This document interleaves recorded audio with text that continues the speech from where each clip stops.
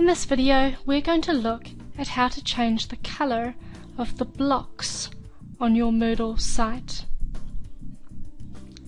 Using the Firebug extension for Firefox, I'm going to inspect the block element, and once the blue outline has surrounded the whole block, I'm going to click, and then on the right I can see that the block background color is set to white. If I click on that, I can change it to red or any other color that I like. However, you may notice that it is not just in the block area that we need to change the background color. The background color appears to be different for the top part of the block. So I'm going to use the element inspector, and I'm going to just highlight the top of the block. And I can see here that this is controlled by block header H2. And this has also been given a background color of white.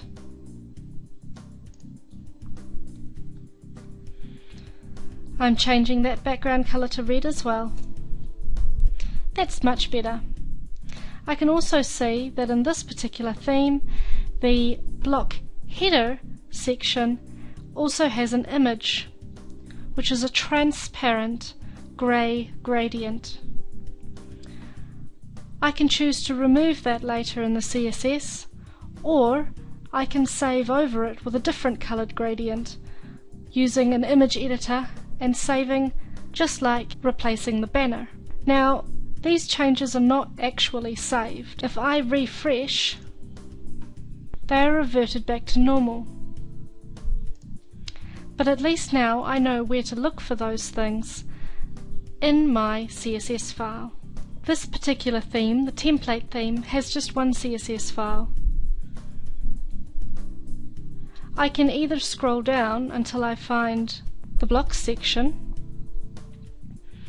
or I can do a find for a block, which is what I saw in the Firebug extension, and that takes me straight to the bit that controls the block. Now remember, the block header needed to be changed, and also the section that was just block. Don't forget to save and then return to your page, and now when you refresh, those changes have been saved. Depending on the color that you have made your blocks, you may want to also change the link color inside the blocks and the text color inside the blocks. Usually that can be found in the same place where you changed the background color.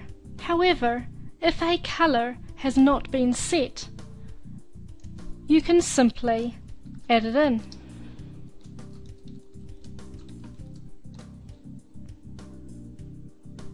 The color for the text in the blocks has also not been set, or at least not in this theme, but in one of the parent themes. So I'm going to override the parent theme by adding it in here as well. Save and refresh. You can see the calendar over this side now has white text. These elements over here are different. If I inspect one of these, I can see here that the color is actually controlled by all unordered lists, ordered lists, etc. are in black.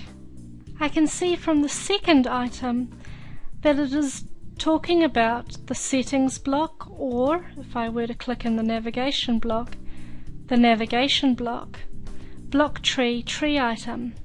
So I'm going to see if I have either of these in my style sheet, and I do. So if I put color white and save it, come back to my page and refresh, all the items are now white. However, my links are still blue and hard to read. I happen to know that in this style sheet I have something that controls the link color specifically in the blocks. I'm going to make the links yellow, and they can remain orange when you hover over them. Save.